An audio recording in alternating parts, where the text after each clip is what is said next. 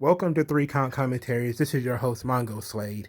And today we're going to talk about the most expensive episode of AEW Dynamite, probably ever.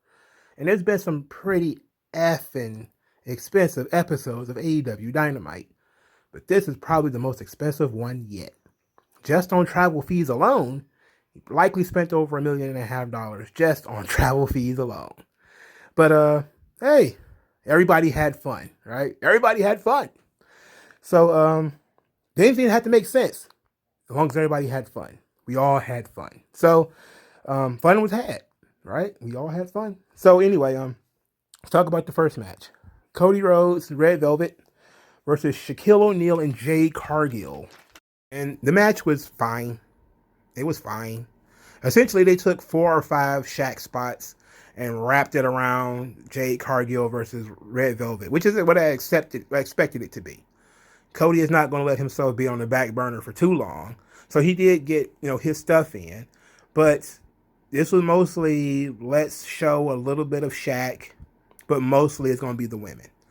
And that was the plan from the beginning. They couldn't just have, Brandy or Red Velvet versus Jade Cargill because people might not be that interested. So what they did is they threw Shaq in there because, hey, we got to try to pop a raid and we hot shot in here.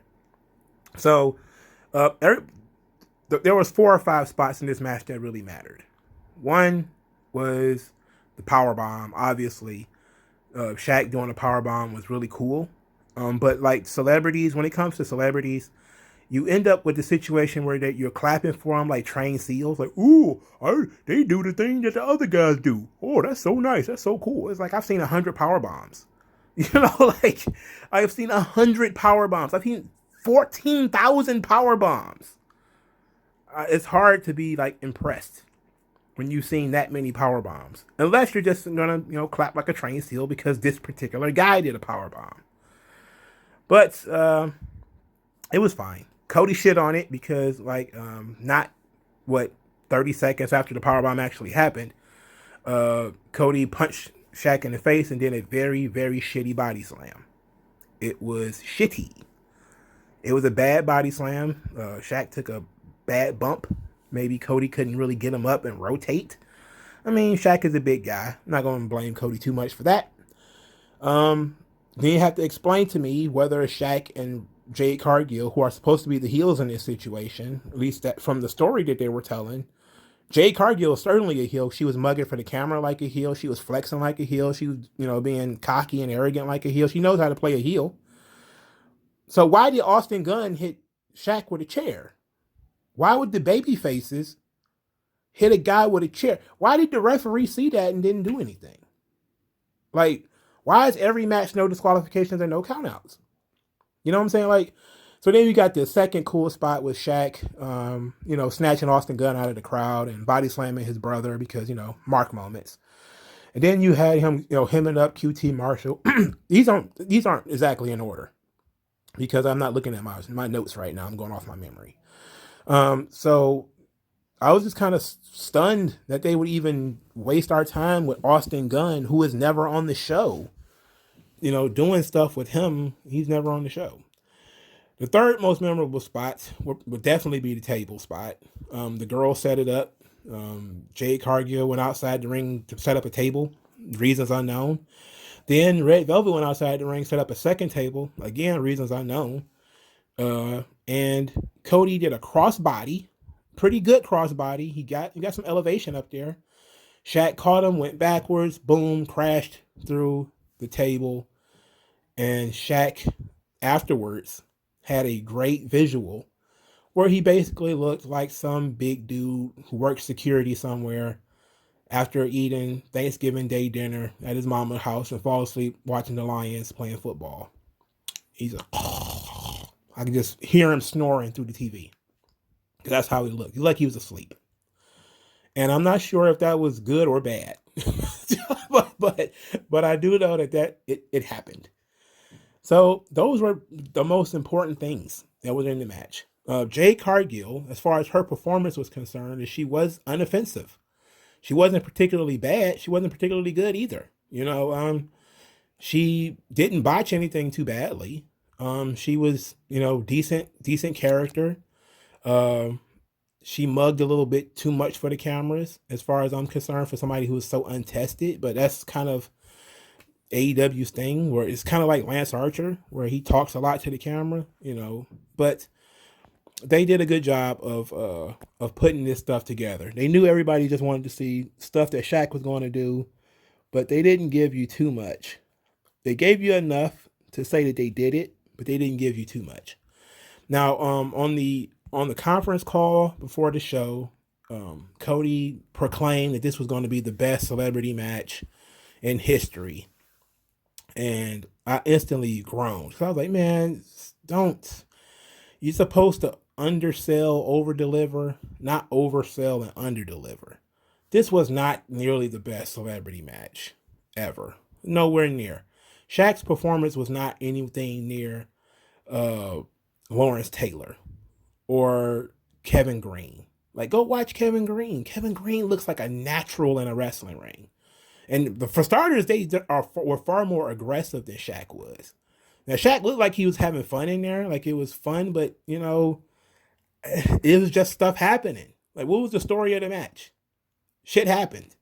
It was just like, oh, we gotta put Shaq through a table. Why? Just cause. Gotta hit Shaq with a chair. Why? I don't know. Gotta do something just to pop the crowd. It was like, of course, Shaq couldn't tell any stories because he doesn't know what the fuck that means. That's why, Cody is supposed to be there. Jay Cargill and Red Velvet is supposed to tell stories, but neither one of them had been on TV.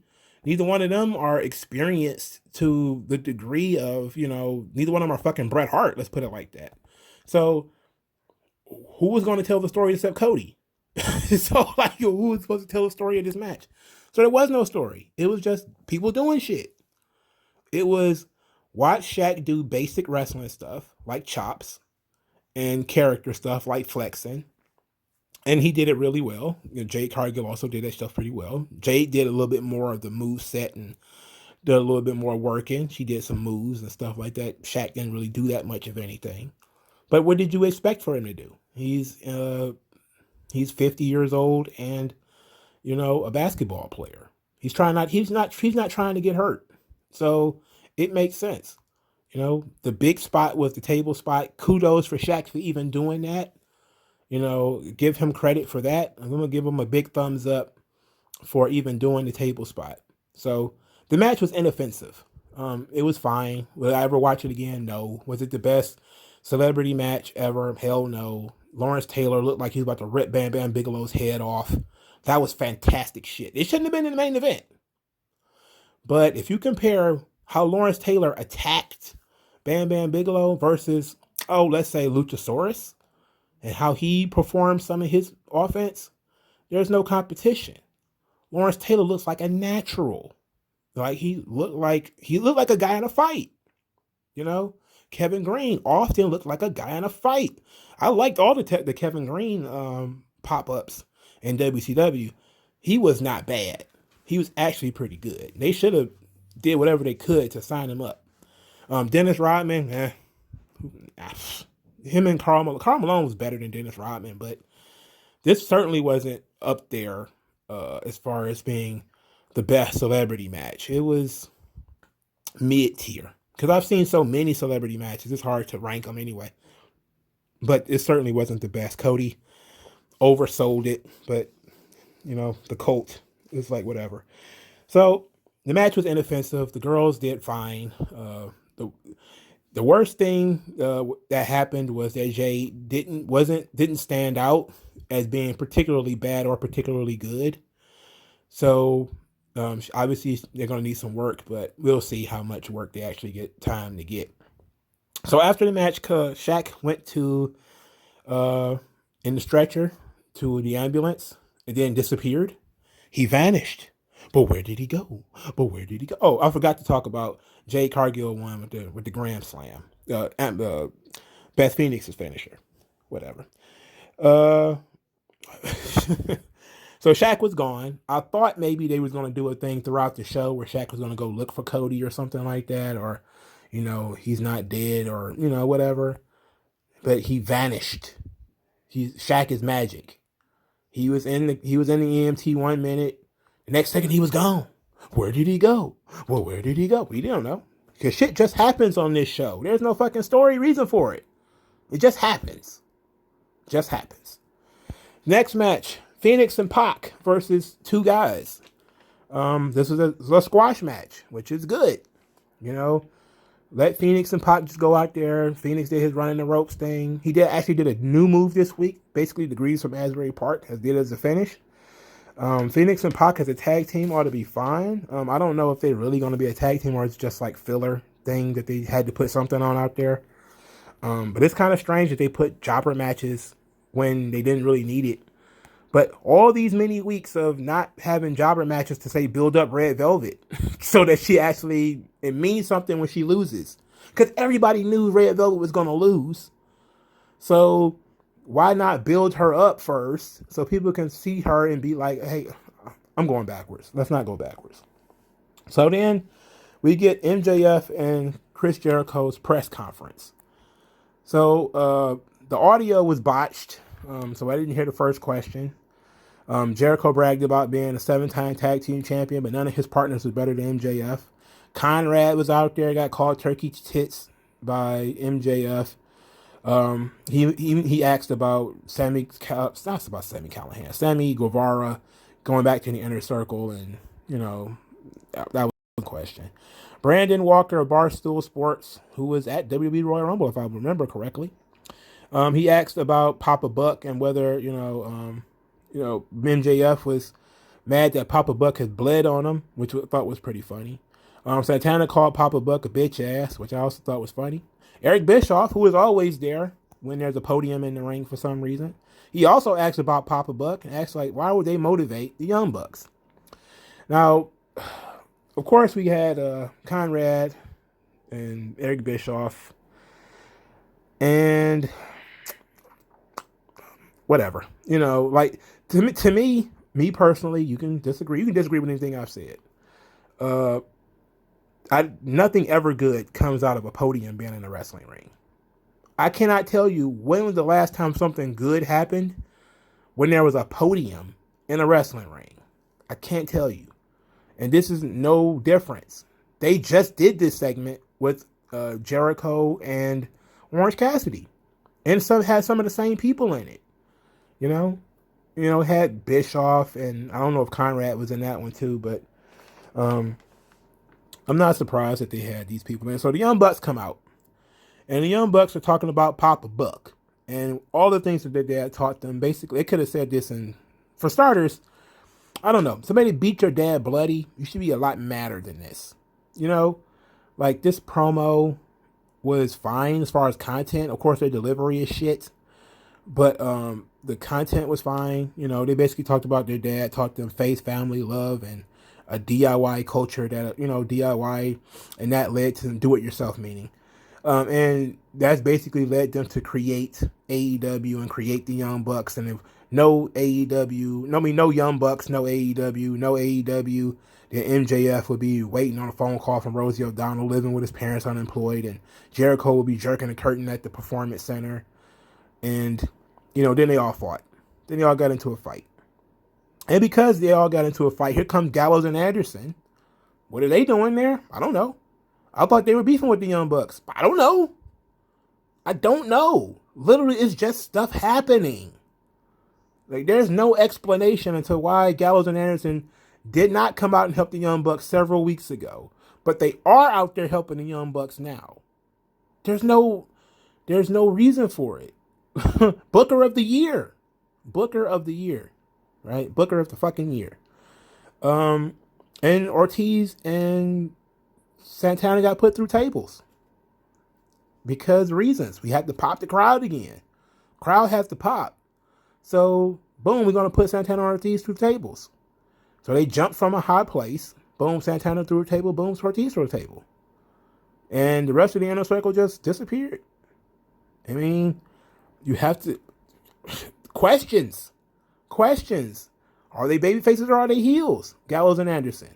I thought they were cool with Kenny Omega, but Kenny Omega is beefing with the Young Bucks. Are Kenny Omega and the Young Bucks cool now? Who knows? Who can keep up? It's just shit happening. You got crossovers, you got celebrities, you got nostalgia, all jammed into one episode. And not nary a fucking reason for any of it to happen. We just found out why Shaq even wanted to have this match last week. Now we have to try to figure out why Gallows and Anderson, who's been on this show multiple times over the last 2 years. Not the last 2 years, what I'm talking about, last 2 months. At least a month and a half. And they were beefing with the Young Bucks at first. The Young Bucks wanted to fight them at the pay-per-view, remember? When they said, we're going to win the Battle Royal. The last time they had a tag team Battle Royal, which was like a little over a month ago. Because they're about to have another one. Right? So they started saying, like, the Young Bucks wanted to fight Gallows and Anderson. Now Gallows and Anderson are their friends, helping them put people through tables. What the fuck? Am I the only one here that's asking these questions? I can't be. Who the fuck are the baby faces and who the fuck are the heels? Like, what the fuck is going on? Like, you have so many people just floating around here. Now, it's clear in this situation that MJF and Jericho are the heels. But I don't understand why the Young Bucks were talking so much. Your dad got beat bloody. You should want some, and you should show up with like bats. You know, like, there's something to be said about, okay, you escalated things. You made it personal. So now we're going to escalate. We're not going to show up barehanded to do super kick parties. We're going to beat you with fucking bats. Because you damn near killed our dad. So we coming for blood. That would have been nice. But of course you wouldn't have been able to get in your personal digs at that point. Whatever, let's move on. So Satsushi no Onita appeared because they got footage of the FMW barbed wire exploding match.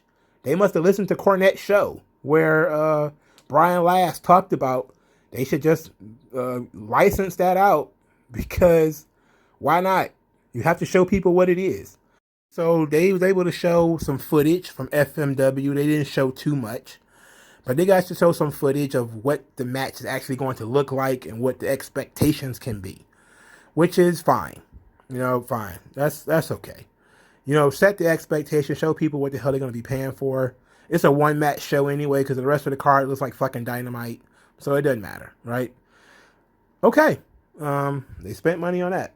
So then we get FTR and Tully Blanchard versus the Jurassic Express. And not only is Tully Blanchard going to wrestle, but JJ Dillon is there. And you know what? I'll pause once again because I believe if you listen to me talk and you know, a couple weeks back when they did the Snoop Dogg thing, right? I was asking people like, what does a teenager remember Snoop Dogg for, right? And I would say, you certainly don't remember Murder Was the Case, Gin and Juice. You don't remember that because you weren't born yet. So if you're like 19, 20, what the fuck do you know about Snoop Dogg being a really good gangster rapper? You don't know nothing about him. You know everything about Snoop Dogg being kindly Uncle Snoop that you see in the commercials and all that stuff with hanging out with Martha Stewart, right? Now, that question goes double, in fact, triple for fucking J.J. Dillon. What does an 18-year-old know about J.J. Dillon? How are they supposed to pop for J.J. Dillon? They don't. Most of these people are like, who is that guy? They probably seen him on the network when he was the commissioner for WCW, and he might have made some one-off appearance on some Legends episode of Raw, but they were hyping this up like it was 1986. And they brought out the old NWA belts. So I'm sitting here thinking like, and you know what? It's obvious that this is the case. It's so obvious that it really shouldn't need to be said, but I'm going to say it anyway. When you talk about that 18 to 34-year-old male demographic, AEW is really hitting that 34 hard. Because these 18-year-olds can't possibly know who the fuck these people are. Can't possibly know. Now, you're stretching with the Tully Blanchard, right? You know, because Tully hadn't been on TV in over 20 years. So, you know, they're like, okay, who is this old guy? You know, he's just an old guy. Right? Now, J.J. Dillon is there, who is arguably, I think he's even an older guy. and they got these really old belts. These old, like, vintage belts, and they got the old NWA belts and everything. And I just looked and I was like, all right, I like the old belts. You know, it was a nice touch. If anybody's going to wear those belts, FTR is would be the guys I would have, carrying those belts. But why are they carrying those belts? Why? Is somebody going to explain why they have them? Where they got them from? They say, well, maybe they got them from Tully, right? But when even Impact had enough sense that when some guy is carrying around an old belt, they explained it, right? Where the old belt came from, why the hell does he have it? What the hell is the purpose of it? Here, it just pop. It's just you have to pop the crowd. So we're just gonna bring out the old NWA belts because we gotta have old school, new school, nostalgia, new wave. It's like, look, when you go to a concert, right? Usually all the acts are similar, right? Like you don't go to a rap concert to hear electric music and to hear jazz at the same time. Because it's like, well, it's a different audience. People might be like, what the fuck? I didn't come to a jazz concert. I came to hear Too Short. So it's like, you come to like a wrestling show, sometimes you want that atmosphere, but you kind of want to ask yourself, does it fit? Like, have I fully explained why? Like, you can break out jazz at a rap show if you are a certain kind of rapper, right? Like, FTR are the kind of guys who can bring out the NWA belts because they are that old school brain busters, Blanchard and Arn Anderson type of team. But you have to explain why they have them, what they are. Again, if you're a teenager, if you're 20 and you see those belts, you're like, okay, why do they have them? What are they? And then they say, oh, well, those are the old NWA Tag Team Championships. And it's like, but why? But why? Like, could you imagine, like, two random guys popped up on SmackDown with the old WWF Tag Team titles that the Smoking Guns had? And you're like, we're kind of like the new Smoking Guns, right? Like, kind of. Like, we're like better than the new Smoking Guns, right? It's like, fuck, get the hell out of here with that. If they were the tag team champions and they just had like new, different looking belts, that would be different. But these guys they're just guys with belts. Why? And then we get Jurassic Express. Tully worked with Marco Stunt, which made sense. They kept Tully with Marco Stunt, which of course again made sense. I didn't have a problem with Tully being here. Tully is 70. He hadn't worked a match in a long time, but he was still not bad. They did this whole show. This match was way too fast. Most of the show is way too fast. But that's the one thing that I can give AEW credit for, is that shit moves on this show. That's one thing that I will say about Raw and NXT especially, is that sometimes things drag. In AEW, you have no time to fully.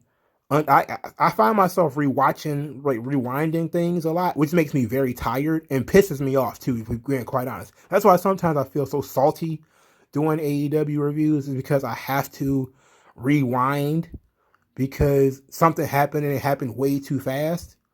Like in this situation where you had some guy who disappeared in the bushes, and then there was like a crazy thing took place, and then JJ Dillon was sliding his shoe in the ring. And then, because they were like, what is that object? What is that? It's his shoe. And I'm like, what is going on? Where did the shoe come from? And I had to rewind it to see what was going on. And and I was like, oh, okay, man, look, I need to be able to give my listeners a respectable review of this event. So I'm going to need you to actually slow down and let people process what the fuck is going on this show. So, in any event, FTR wins because Tully Blanchard did his slingshot suplex on Marco Stunt, which is pretty cool. But that wasn't the finish, obviously. But There were some things about this match that I liked. I liked the Hurricane Rana into a power slam that Jungle Boy and Lucha Soros did on, I think it was Cash. That was all right.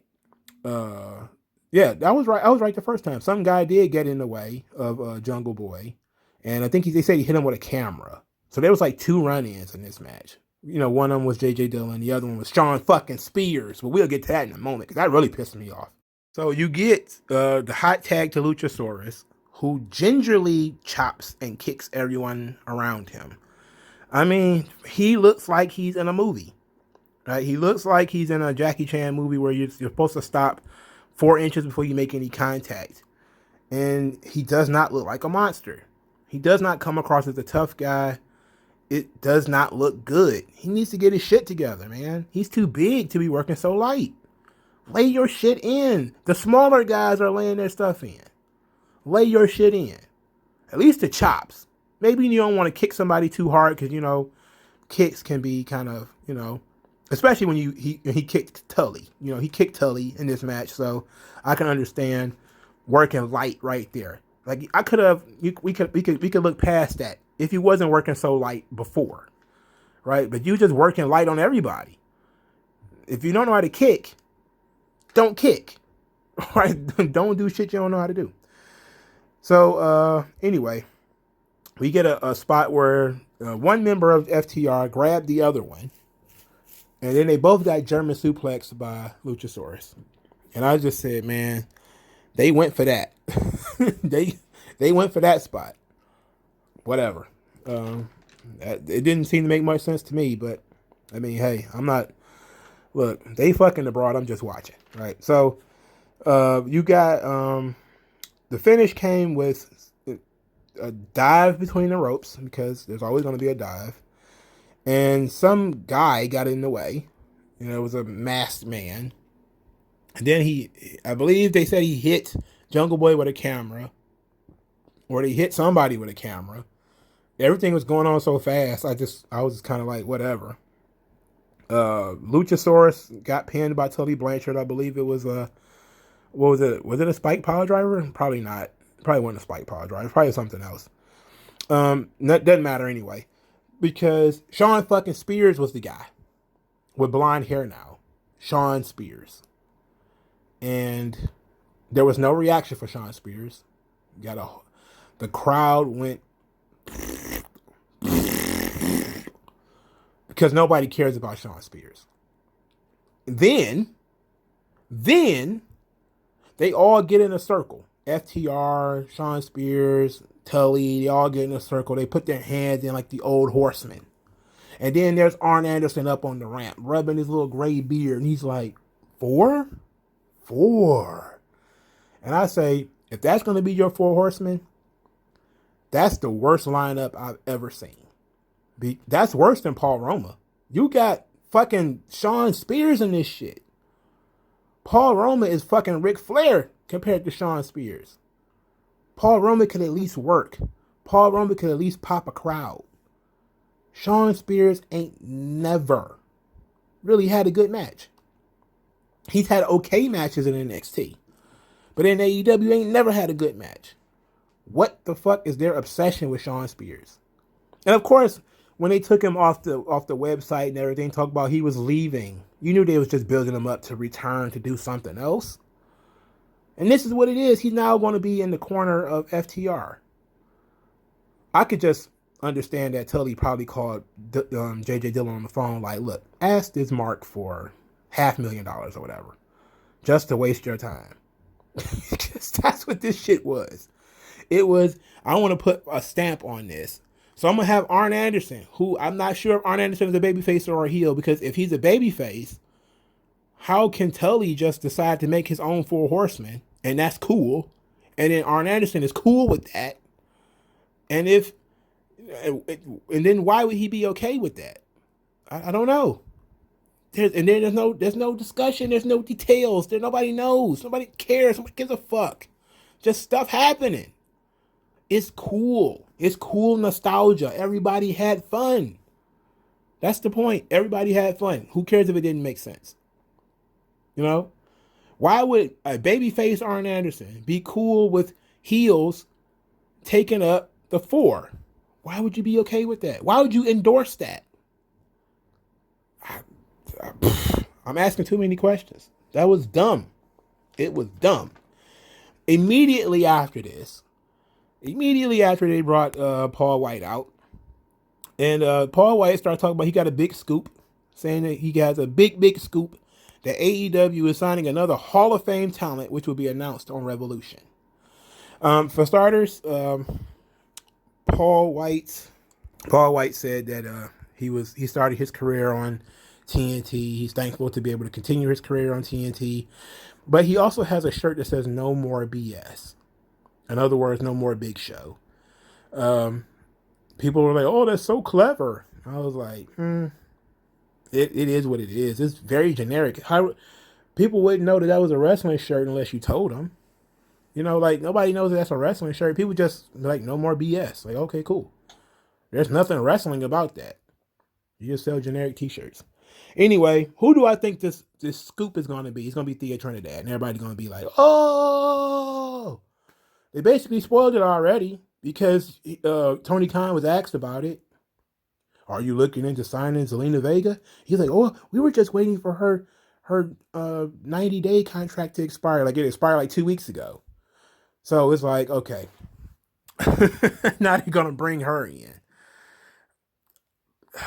Look, people are gonna get burnt out on this stuff because it is constant surprises, constant introductions of new people, they introduce new people without doing anything with the other people who are already there, right? That's like I said, NXT need to make a hiring freeze until they start using the people that they got. AEW need to go on a hiring freeze. They put more effort into just Shaq's appearance than they put into everybody else in that match. Red Velvet had not been on the show in over a month. Scorpio Sky is in a match that's going to be, for our title match. He had not been on TV in 2-3 months. The guy from Dark Order that was in this match, 10, what's his name, Preston Vance? When was the last time he was on TV? Like, these people are going, and you're paying to see them now because you have to pay to watch them on the pay-per-view. Are you fucking kidding me? You can't even care enough to put these people on TV. Imagine if WWE would do some shit like that. If they would just throw a bunch of guys into a match that aren't on TV and say, "Oh, it's the number one contenders match. It's going to throw a bunch of people on it." It's fucking Humberto Carrillo and Angel Garza and all them motherfuckers just thrown into the Elimination Chamber or something like that. People be like, "What the hell are you talking? What are you doing?" Like, there's no build for this. It's like, yeah, there's no build. There was no build at all for this ladder match. It was last minute because Cody has to do something on the show. Just like there was no build for this tag team battle royal. There's no build for it. It's just throwing shit at each other. And that's because they are constantly trying to do surprises and new signings, and we got to bring in new people constantly. We can't ever set the fucking roster and then do the fucking show, right? It's always got to be the lights go out. Somebody returns. Somebody comes back. Somebody's leaving. Somebody's doing this. Somebody's doing that. Like, build your fucking roster and then play with the toys that are in the box. You constantly chucking new toys in the box. Just constantly chucking new toys in the box. So I don't give a fuck who it is, but I'm almost guaranteed that it's going to be Thea Trinidad, a.k.a. Zelina Vega. And then everybody's going to act like this was such a big fucking deal. It's like, it's not. It's like everybody was kind of surprised when it was Miro before. But WWE hasn't really released anybody lately, unless it's going to be Aleister Black. Now, it could be. Could he be? Well, I don't know if he's been fired yet. I don't think he's been released yet, but the only person that was really released recently that would be a big deal that they would even care enough to bring in would be Thea Trinidad. So I see that it probably being Thea Trinidad, or it might be somebody from TNA or something like that. But ultimately, it's none of this. This is all hype. It's all hype. Tony Khan is an ECW fan. That's what Paul Heyman did. When you look at AEW, you can see how much ECW there is. The shitty refereeing, the no disqualifications and no countouts, the constant lights on, lights out, the constant surprises. There got to be a surprise on the show. It got to be a surprise. It got to be a surprise tag team partner, a surprise opponent, a surprise new signing, somebody just doing one-off appearance for no reason, just popping up, just to pop the crowd. And it's like that wasn't sustainable. That's why I called this the most most expensive episode of Dynamite ever. You know, it's like we got this unsustainable system here where we got people. It's like even if this works and they get 1.5 million viewers, which they probably won't, it's not sustainable because Shaq's not going to be there every week. So who are you going to actually build around? Kip Sabian? Scorpio Sky, people you don't care about anyway?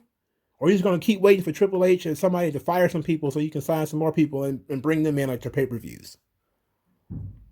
How about actually doing something with the people that you have?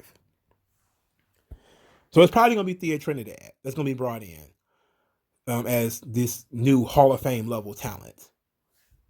Because he was asked about it. And he's like, oh, we're just waiting for the opportunity. You know, oh, fuck. So the women's cup, tournament, Nyla Rose versus Ryo Mizunami.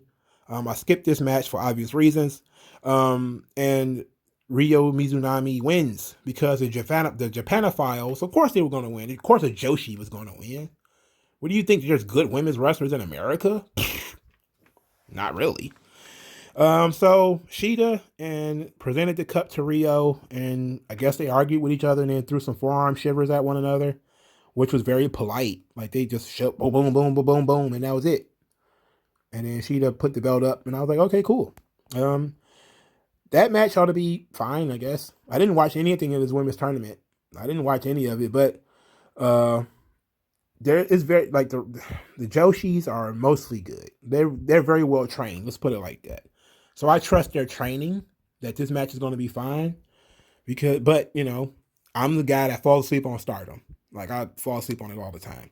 And people get offended when Jim Cornette called them Japanese schoolgirls, but they act like schoolgirls. Like I've seen that Maki Ito clip floating around on Twitter, and I say it's very hard when people say, "Oh, stop calling them schoolgirls. They're adult women." It's like, do you see how they behave? You see how they're running around in like these schoolgirl skirts? Like they come across as very schoolgirl. And I like Joshi wrestling. It's like very high level lucha libre, and sometimes it's very technical too. So they have some really good shit. That's why I say I trust their training. I trust the training of the female Japanese wrestlers to be good. But it's pretty obvious that that's all Kenny Omega cares about is the Japanese female wrestlers. He doesn't care about the American ones at all. Or the Spanish ones, for the record. And they're actually pretty good too, the Lucha ladies. Like Lady Shani and Fabi Apache and Lady Maravilla, La Hydra. They're really good. They never get brought to America though. Well, maybe they don't want to come, but they never even really get asked. Like you never really hear about WWE trying to sign any of those women either, and some of them are pretty fucking good. Anyway, let's go over to the Sting segment. So Sting was in the ring and basically says that he wasn't ready. He didn't feel like he was ready for the street fight until he got powerbombed. Once he got powerbombed, it knocked all the ring rust off of him. Now he's ready to go. So Ricky Starks come out there, and Ricky Starks, he says like, "Hey, I saw something in your eyes I haven't seen in a long time. I saw some fire from Sting." Then he said, "You still got it." But he says, "But you're still no icon." And he smacked him. And then Sting beat him out of his shoes. And I just looked and I was like, wow. Fuck Ricky Starks. Fuck him. He's going to beat him. He's going to beat the shit out of him. I mean, it's bad enough that when you do the sizing up, Sting at 60 is bigger than Starks. But then you didn't even do the thing of it. Maybe Starks is faster, more technical. But Sting just beat the tar out of this guy. Scorpion Death locked him and everything. I mean, it was pretty nuts. And then Hobbs came out there, very ineffectual in helping. He was supposed to pull him out of the Scorpion Death lock, but he couldn't even get that right. He couldn't reach him. I guess he's wearing them New York ass boots, them Timberlands. He couldn't get in the ring. What the fuck? So Hook had to come in there and help. Then Cage had to come in there and help.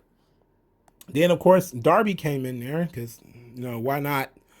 Then they beat up on Darby and Sting beat up on Cage and bumped him again. And I was like,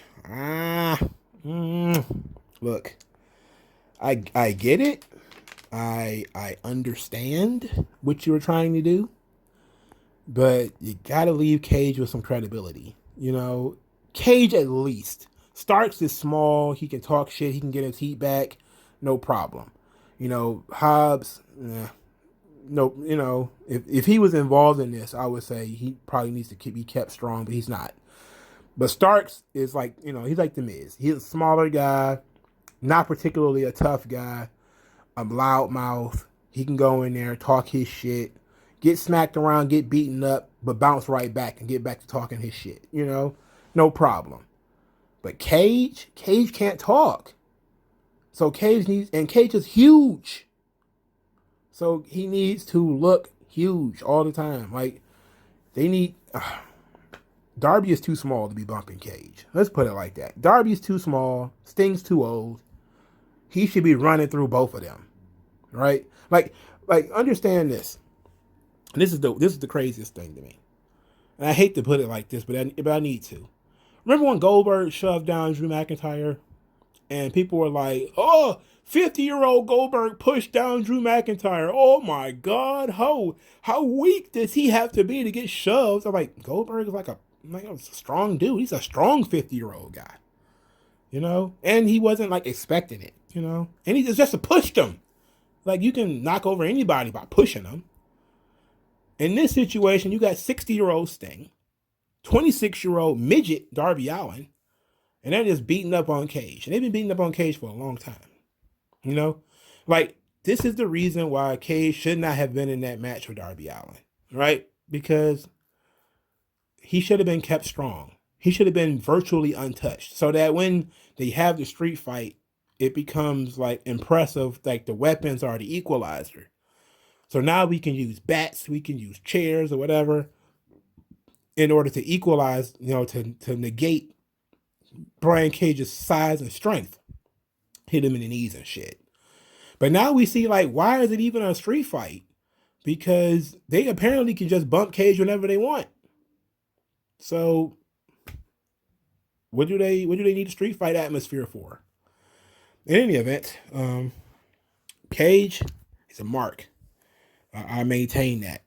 I've been saying that since he decided to drop the belt to Tessa Blanchard. And he's a mark. He doesn't know his own value.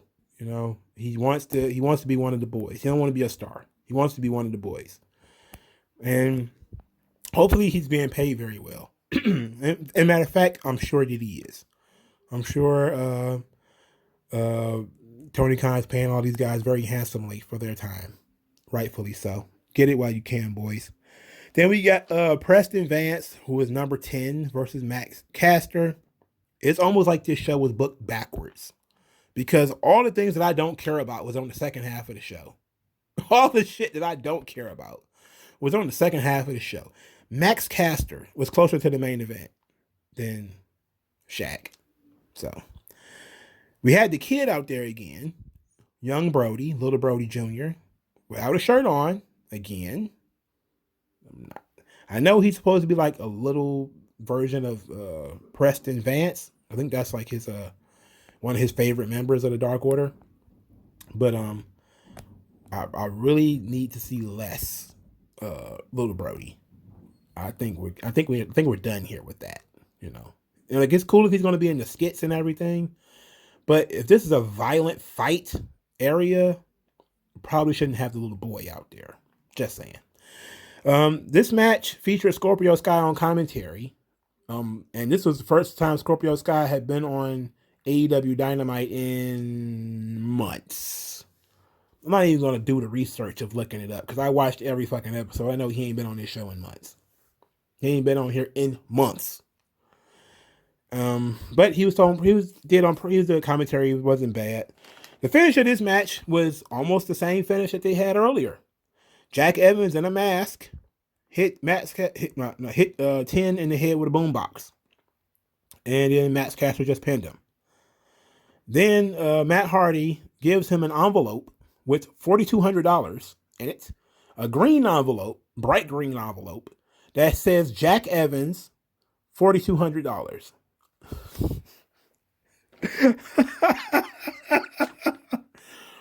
At least that made sense, right? Because we know Big Money Matt, he hates the Dark Order.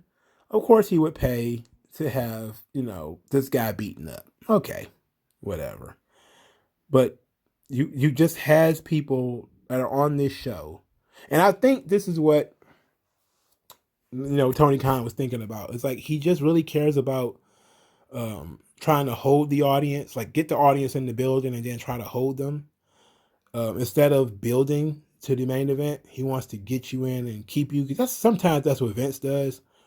I am 100% against that. That like build your fucking show from least important to most important, or have something important and at each stage, But his philosophy of I'm gonna put whatever big match at the very front of the show, and then hope that people stick around for the rest of the show, is detrimental. I'm pretty sure it should reflect in the numbers of this show, because I'm pretty sure by this point there should be a big drop off as far as the ratings are concerned. I'd be surprised if it was anything close to steady. But I don't care about ratings anyway. I'm just saying. So they ran down. Yeah. I said Jack Evans got paid $4,200, and whatever. Miro, during the rundown for the Revolution card, I'm gonna do a prediction show on a different video. Miro said that Charles wouldn't face him like a man. Now he's got to give the people who've been telling him to stop playing games. They're gonna get their wish, because game is over.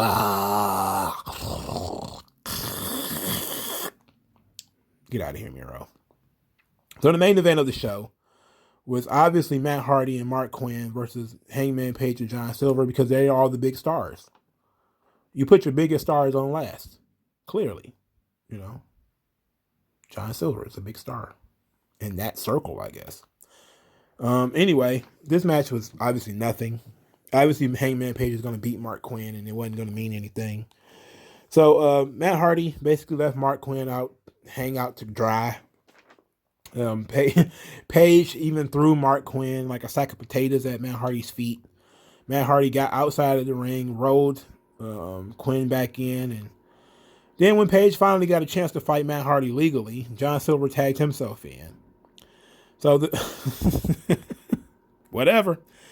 So then there was a German suplex before the buckshot lariat. That was the finish.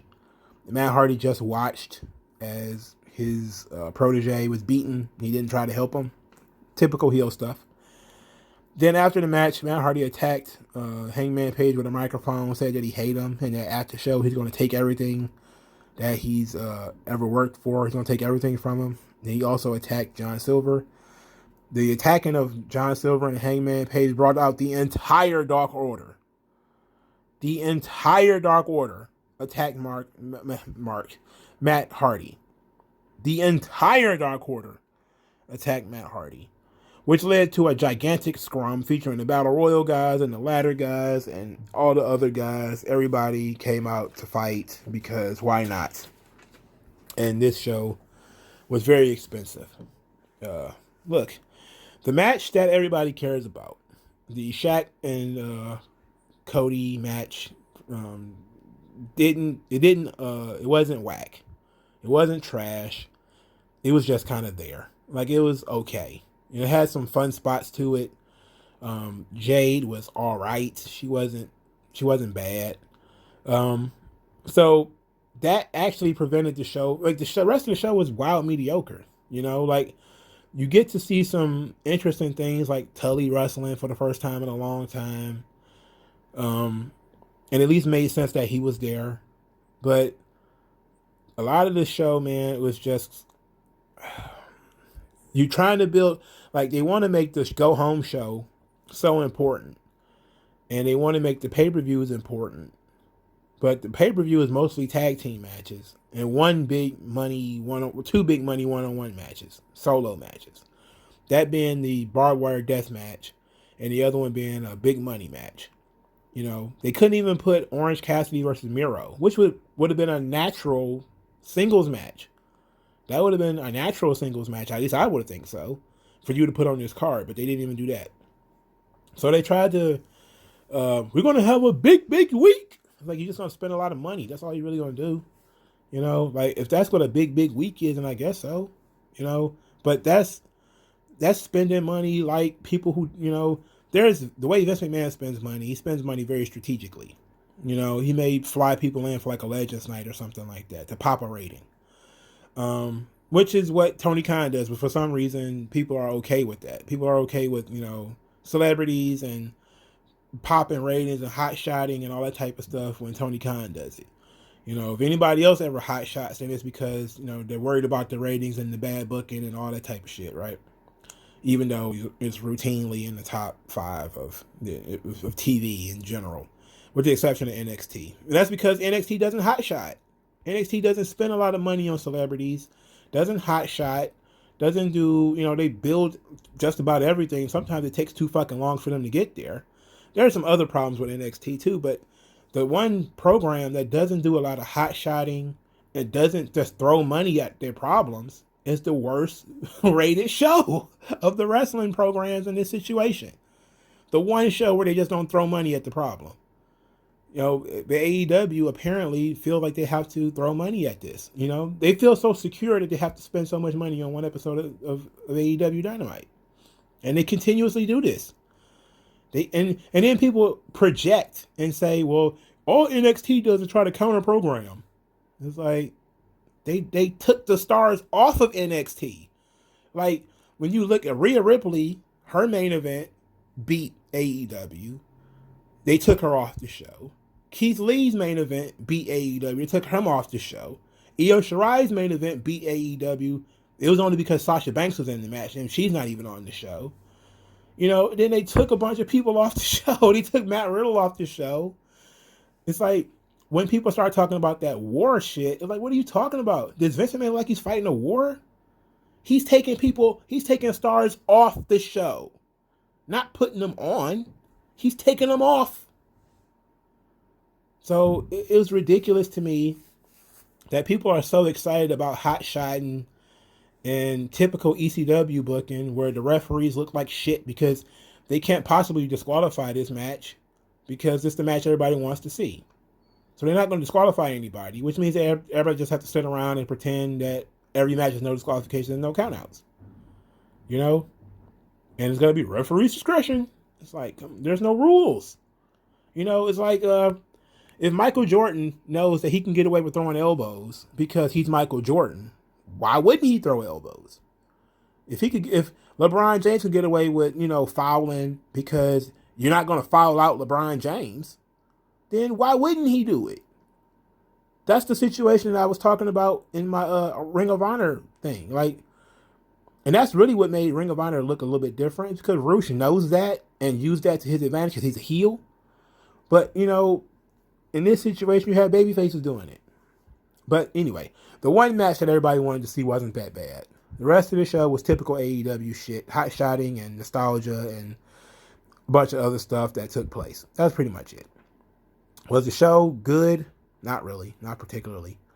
Was the show bad? Not particularly. You know, it wasn't the worst episode of AEW Dynamite. It wasn't the best. It was just there. Like most of them. Thank you guys for listening. Like this video. Share this video. Subscribe to the channel. Thank you guys for your time. I'll talk to you guys later. If you want to spread the good word of 3Con Commentaries, use the hashtag 3Con Commentaries. And send me cash via Cash App. I appreciate that. Thank you guys for your time, and I'll talk to you guys later, man. Have a good day.